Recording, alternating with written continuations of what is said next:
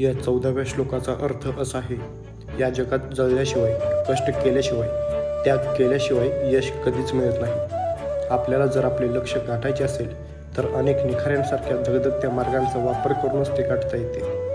ज्याप्रमाणे शंभूराजांनी आपला उभा देह स्वराज्यासाठी बलिदान रूपी अग्निकुंडात वाहून दिला, तसेच आपण मातीत एकदा बीज पेरले की ते बीज राहत नाही, ते मोठे वृक्ष होण्यासाठी नष्ट होऊन मुळाचे रूप प्राप्त करते. खलुचंदनाचे वृक्ष झिजून पुन्हा नव्याने उभे राहण्यासाठी आपले सर्वस्व पणाला लावते. यावरील उदाहरणांवरून हे